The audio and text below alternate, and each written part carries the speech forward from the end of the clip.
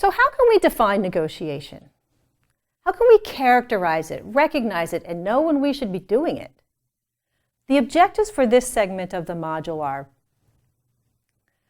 to define and describe negotiation, to differentiate it from selling.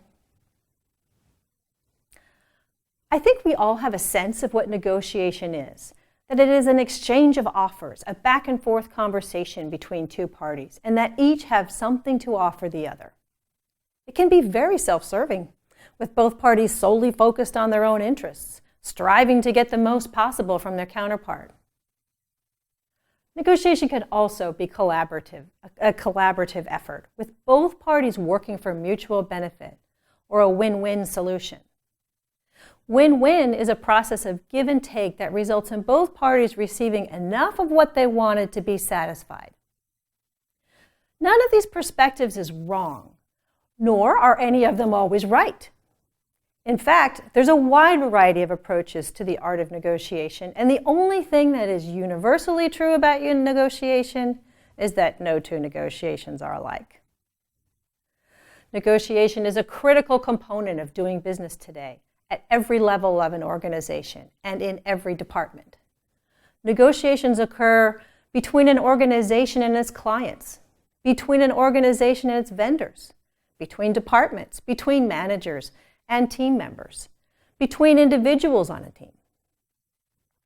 Negotiation also occurs outside of the workplace, between parents and their children, between spouses, between friends, and between neighbors. I could go on.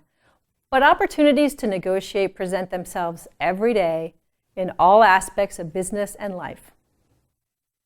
Sometimes, though, a negotiation does not occur in a situation in which it could have. This might be because the participants don't have the skills, or because one or both of the participants don't perceive that a negotiated agreement is an option. Or maybe one of the parties doesn't trust or is uncomfortable with their counterpart. There are times when a negotiated agreement or settlement will result in a better outcome for both parties than the first offer or agreement would have provided. So the first question to ask oneself is, could the outcome for one or both parties be improved by negotiating the terms? If the answer is yes, and you are reluctant due to a lack of skills, I hope you'll reconsider your position after this course. Of course, sometimes negotiation isn't warranted or likely to significantly improve the outcome. In those cases, remember, you don't have to negotiate everything. It's important to remember that there are no rules for negotiation and that your counterpart may have very different goals, values, perspective, and limitations than you do. It's a bit of a dance in that while planning is an important component of the negotiation process, you still cannot always predict what the outcome will be or what your counterpart will say or do. Quality research and planning will minimize the unknowns, but not eliminate them. Good planning and research will provide you with a toolbox of options and opportunities when unanticipated responses or offers arise. Negotiation is mostly about building and preserving value for both you and your organization, or for your counterpart. A good negotiator seeks all aspects of value and strives to maximize them for all parties and creates an agreement in which such value can be preserved.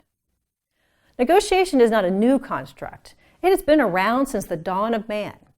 And research has shown that even capuchin monkeys will negotiate to allocate limited food supplies.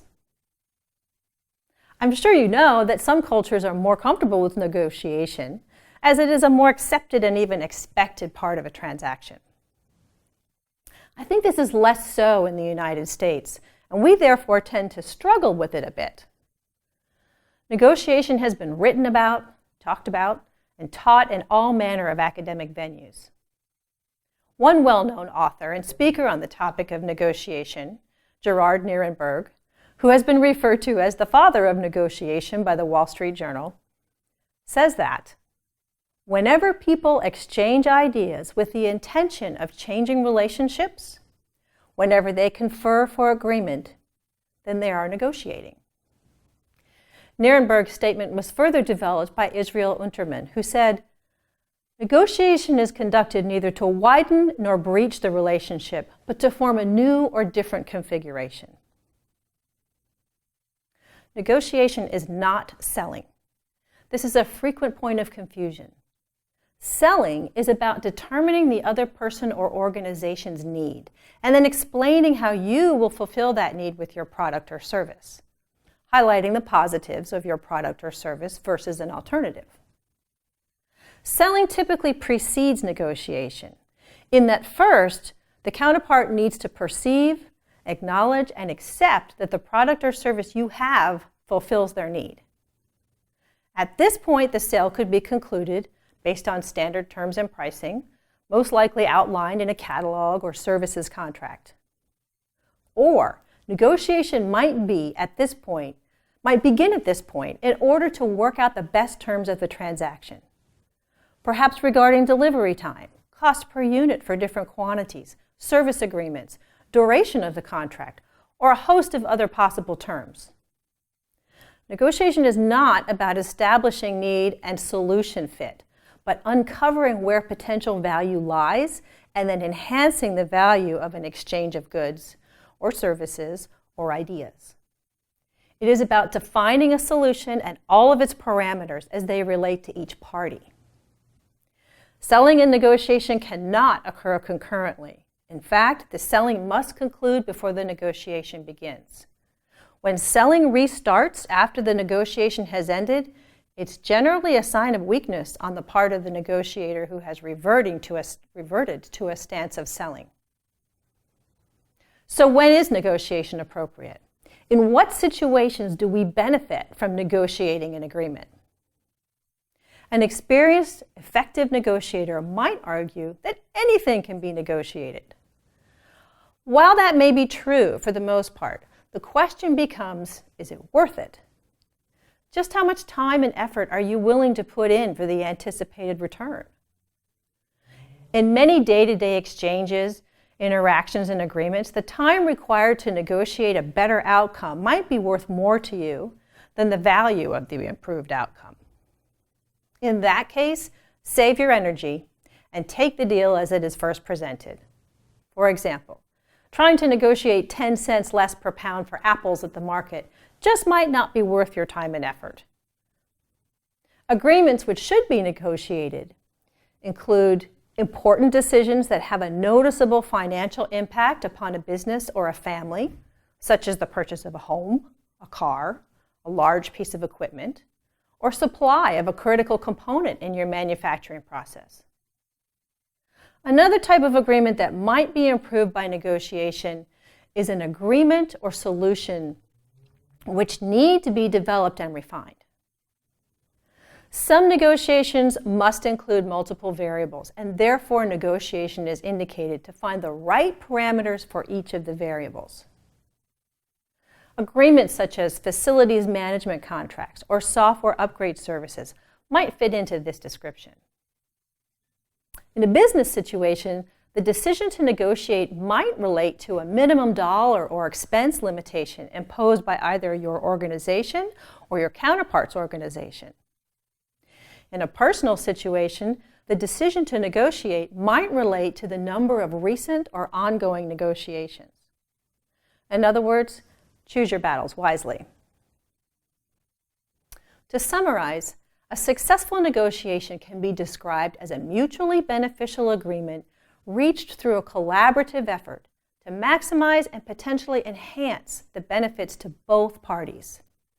There are a variety of approaches to negotiation and styles of negotiators. The decision to negotiate is situation dependent and best chosen when the likely outcome or agreement is likely to be better than the outcome without a negotiation.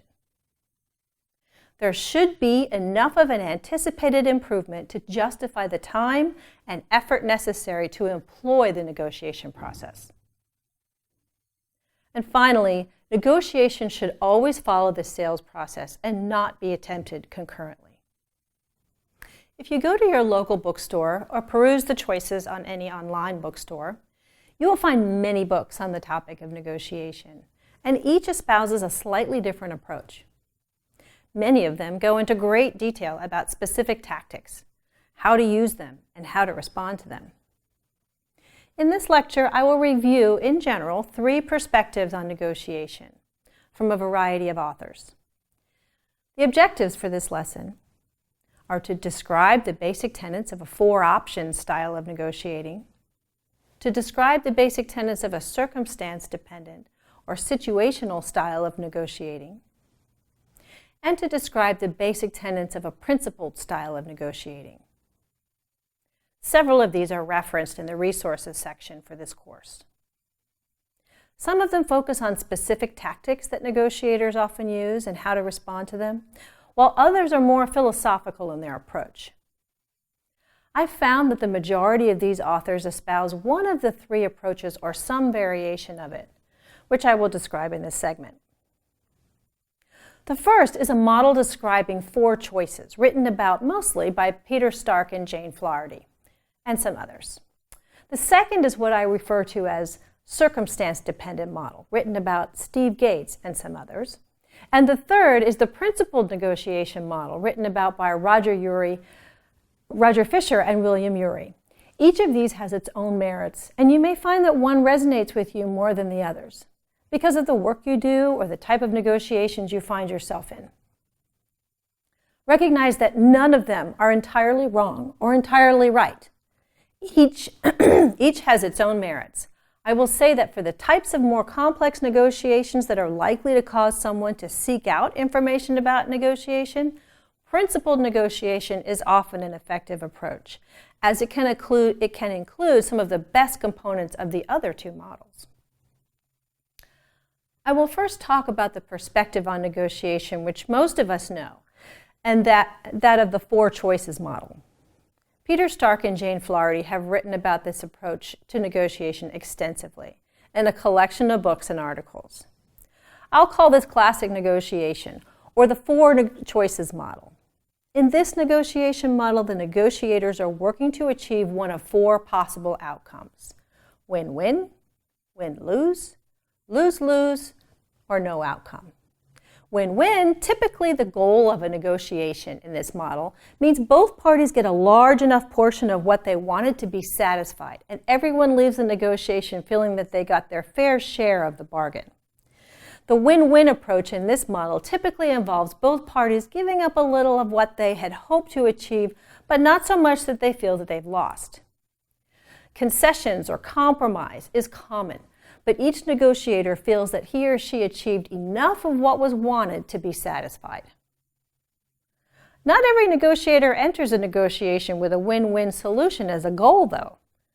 In a negotiation that assumes there is a single item or single set of items that are the subject of the negotiation, some negotiators have a singular goal of gaining a greater share of the item or items being negotiated.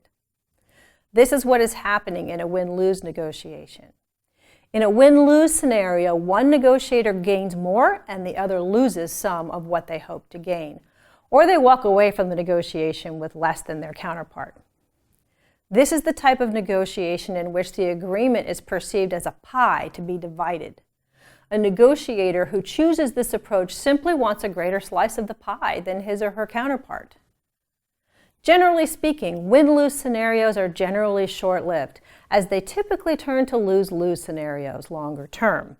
I say this because long-term, the loser in the scenario is very unlikely to do business with that counterpart again, or to recommend him or her. The losing party may even go so far as to do damage to the winner through negative posts on social media or complaints to business organizations. In a lose-lose scenario, neither party is satisfied with the outcome because neither party walks away with satisfaction. This is typically the result of one of the negotiators being a hard bargainer with a goal of win-lose outcome and successfully bullying the counterpart into an agreement that favors the winner and damages or causes a loss to the loser.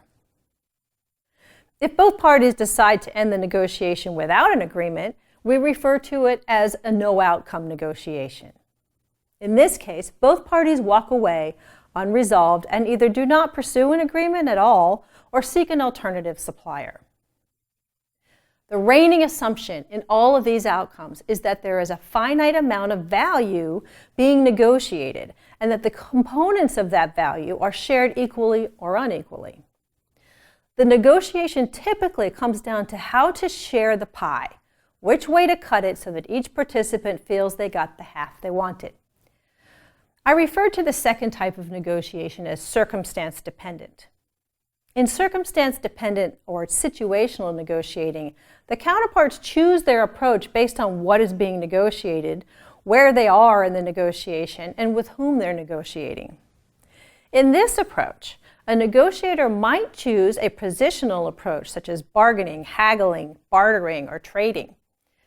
Positional negotiations assume that the amount of value to be distributed is fixed, and that each negotiator takes a position regarding how much of the value and in what form he or she will claim his or her share. There is generally no collaboration or development of additional options.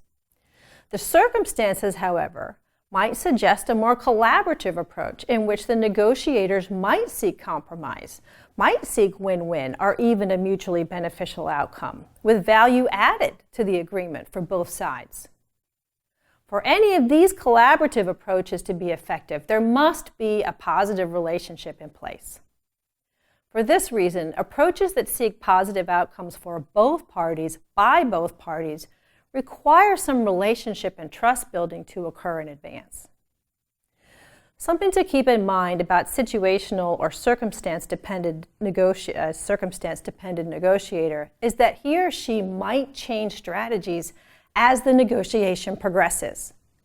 Sometimes this will take the form of specific tactics that could be categorized as hard bargaining or bartering. It is wise not to assume that because the negotiator takes a particular stance at the outset, that he or she will continue with that stance throughout the negotiation. As I mentioned earlier, my focus in this course is on principled negotiation, with a goal of maximizing the value of the agreement for both parties. Proponents of principled negotiation believe that while every negotiation is different, the basic components and strategy are consistent across all types of negotiation and all types of negotiators. Principled negotiation is discussed at length in a best-selling book entitled Getting to Yes by Roger Fisher and William Ury. Fisher and Ury tell us not to bargain over positions, but to focus on the interests of each party and to separate the people from the problem. Principled negotiation involves working with the counterpart to identify multiple possible solutions to the issue at hand and to remain focused on that issue and not the positions that any particular person has taken. This may sound very similar to a win-win style or a collaborative style, and there are certainly similarities. The main difference lies in the intent. In the Fisher and Ury model, they focus on development of solutions that address the issue without regard to the position of the counterpart.